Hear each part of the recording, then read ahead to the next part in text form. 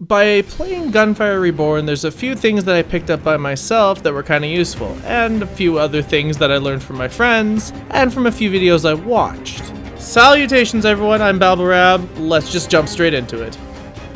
Inscriptions typically are a more important thing to look for than the weapon level itself. This is more a case of balancing the inscriptions versus going and upgrading your weapons at the craftsman. A higher level weapon is not always necessarily going to be more useful because the said inscriptions can greatly increase the damage potential that a weapon can deal or fundamentally alter how said weapon functions. Furthermore, the longer that you get into the game, once you hit Act 3, you start gaining access to Gemini Inscriptions, and in a lot of cases your Act 1 and Act 2 weapons, unless you've somehow achieved like a godly level of inscriptions without Gemini Enhancements, or you've acquired them through etching, you're likely going to be encouraged to ditch said Act 1 and Act 2 weapons in favor of gaining an Act 3 weapon that does have a Gemini inscription. Having multiple damage types is critical for addressing various types of enemies. Just to quickly summarize everything, red health bar, use fire weapon. Blue health bar, use, what's it called again? It says lightning, that's what I wrote. So we're gonna assume it says lightning. Use lightning damage.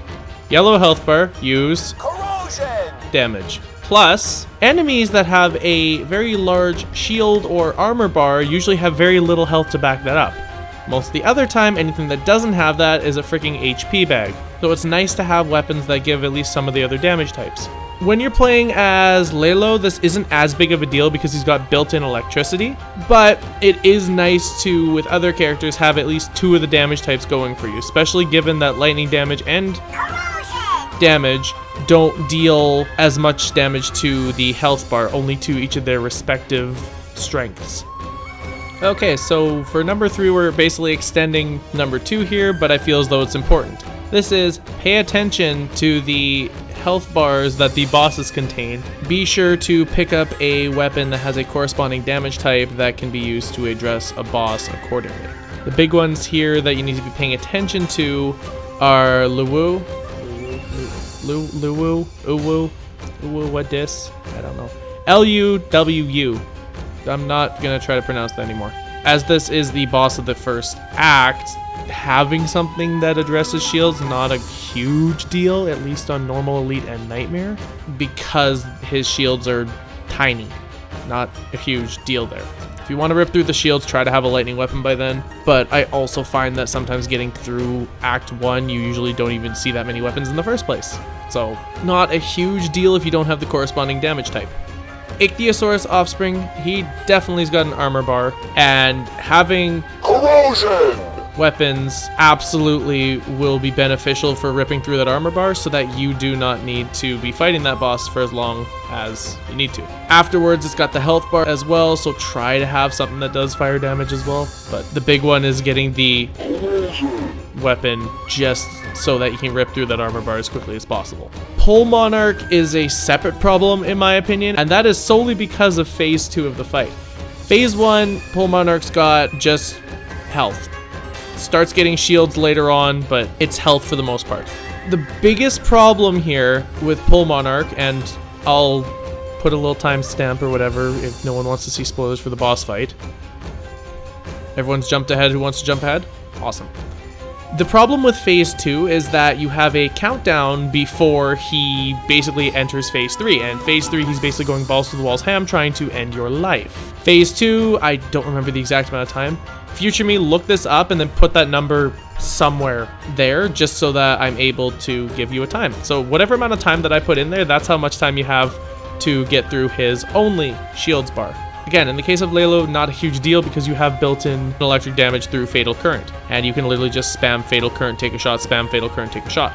Anyone who's not Lalo, you're going to probably want to have something that has electric damage. I usually try to make sure that I'm having something with lightning damage as I'm coming into Act 4, just so I can address Phase 2, because my survivability rate on Phase 3 is not great. Luckily, in the case of the Golem, the Wind God, and the battleship Your Himimaru, they've only got health. So largely just use a fire weapon or something that has no elemental effects whatsoever, and you're golden.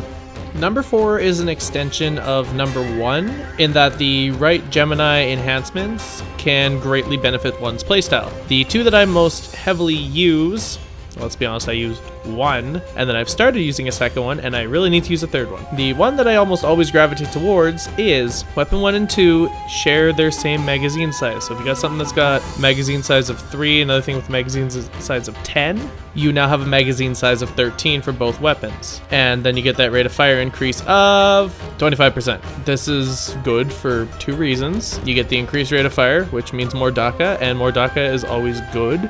And then you get increased magazine size, which is also more DACA, and as I said, more DACA is also good. And Albai freaking loves the increased magazine size and the increased rate of fire. This Gemini enhancement is freaking god tier for Albai. With the weapon 1 and 2 combine their crit chance, but have a reduced stability.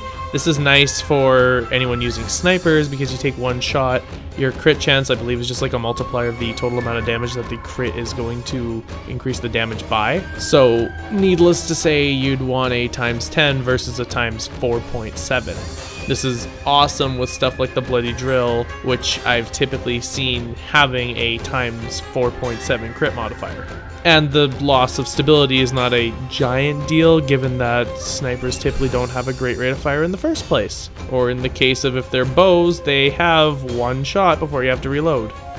The only other one that I haven't really looked too much into the detail of is that the weapons 1 and 2 share their elemental chance, and that there is a chance to apply the effect of the other weapon. This is something I definitely need to start using more, because not having to switch weapons to apply another elemental effect is kind of nice. That being said, with the 2 that I mainly play, Lalo and Albai, the other 2 Gemini enhancements are definitely superior. I could see it maybe having some use with Kingyun, but at the exact same time, I could 100% also just go and do the increased rate of fire, increased magazine, so that I can go shooty shoot more stuff. Number 5 is this thing right here. Projectiles from the bandit retainers and the longbowmen move fairly slowly, and they home in on you. When you're moving side to side while jumping constantly, if you can time the jumps correctly, you will be able to dodge an entire volley of those shots. Note that the projectiles themselves are extensively devastating to your health, so if you muck up your timing, you will be seeing your health getting chunked and possibly just getting clean wiped as a result. Number 6, vaults. More importantly, hitting every single vault that you come across. I cannot stress enough how important it is to be trying to attempt every single vault that you can whenever you come across one. If you do not enter the vaults to do any of the challenges, you will be seeing a tiny amount of Occult Scrolls.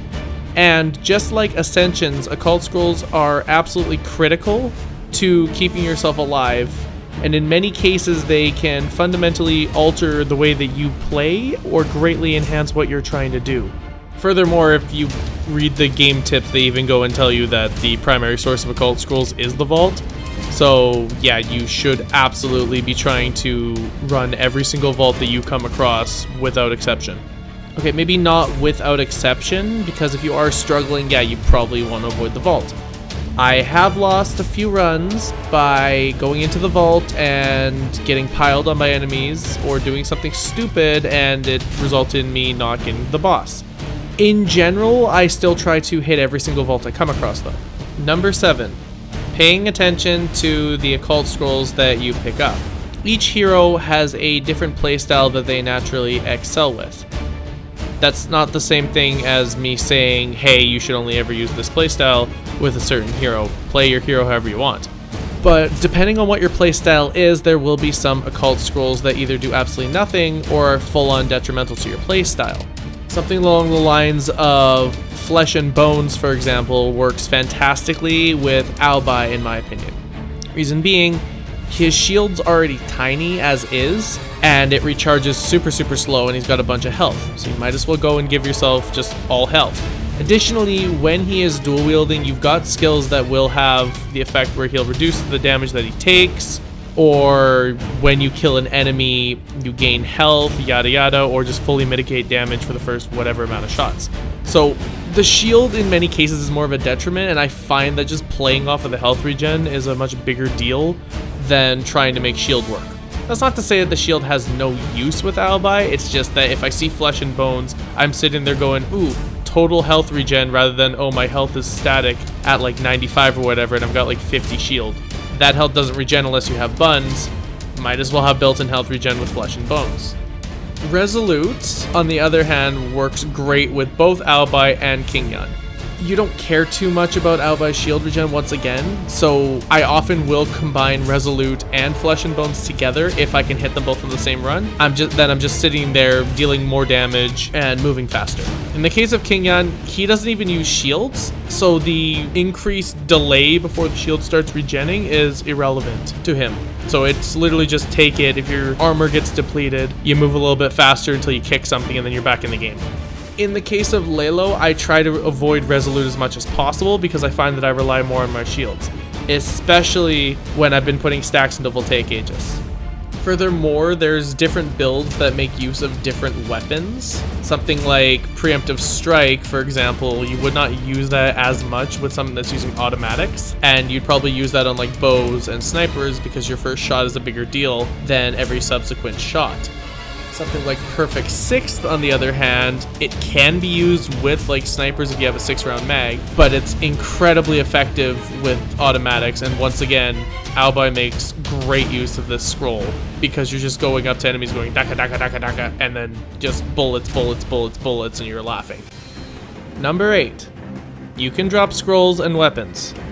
Perhaps this is more just for my dumbass than anybody else here, but it's a bit of a useful feature, being able to drop scrolls, especially if you've been stacking Dual Edge since Act 1, and you're in the process of being one-shotted by everything coming into Act 4. I typically will drop Dual Edge at the start of Act 4 if I've obtained it earlier, and then just run with the stacks that I obtained throughout Act 4. The other advantage is that if you drop scrolls, you can pass stuff around, like a certain scroll that goes and has a 33% chance to give a double enhancement at the craftsman. Or if you were like, I'm gonna try a combination of flesh and bones and... what's the name? Paranormality. That's what it's called. That's called I have 1 HP. That's it. 1 HP. If you get hit, even lightly, you're dead. That combination did not work as I intended it to. But yeah, past Babblerab, you can drop scrolls. You might want to consider doing it. Number 9, and we are still sticking to the topic of scrolls here. Maybe it's because they're useful. Who knows? Don't judge a scroll based by its rarity. You've got common scrolls such as On the House and Propulsion Device. I would go as far as to say they're pretty much staples. Getting a free item from the peddler is exceptionally nice. Even if you don't end up using it, that can get turned into just money. And Propulsion Device, having 3 dashes is probably not a bad thing to have access to for survivability. Oh yeah, Bloody Ammo sucks, by the way. I don't use it. And that's a rare scroll. I don't like the idea of I lose HP for continuing to shoot. Maybe my problem, but who knows. Number 10. This is a pretty subjective one in my opinion. I typically will, in general, avoid chests that give curse scrolls. I do not think that the risk of what some of the curse scrolls can do is worth it. That's not to say that if you have the proper occult scrolls that completely cancel out curse scrolls, you're laughing. But in the event that you do not, my general stance is to stay as far away from curse scrolls as humanly possible. Don't get me wrong, it may have something to do with an irrational fear of picking up Broken Gun, which is the most awful thing I've ever read. 15% chance to deal 1 damage when shooting. You know how many chances that is if you're going in dual wielding? Like with a sniper, probably not as big of a deal. But if you're going in and like Yakadaka with like 2 weapons, holy crap, that 15% is gonna happen a lot. Furthermore, Curse Magazine, Sabotage Magazine. Curse Magazine, you have a 33% chance to double the ammo consumption when reloading. And with Sabotage Magazine, you get a 20% chance of losing 1 extra ammo with no benefit whatsoever. No. Just no. Number 11. I can't freaking use bows for the life of me. No, seriously, I can't aim for them worth shit. I always shoot slight to the left, slight to the right. When firing, that misses the head. Or I end up going and thinking I've got a headshot lined up. And then from there, I go and I shoot and it just clean sails right through the enemy. To make matters worse, one of my friends is like freaking god tier with the golden bullet. That guy's got, I swear, freaking aimbot when he uses the thing. And he usually carries all the runs that I'm in with him.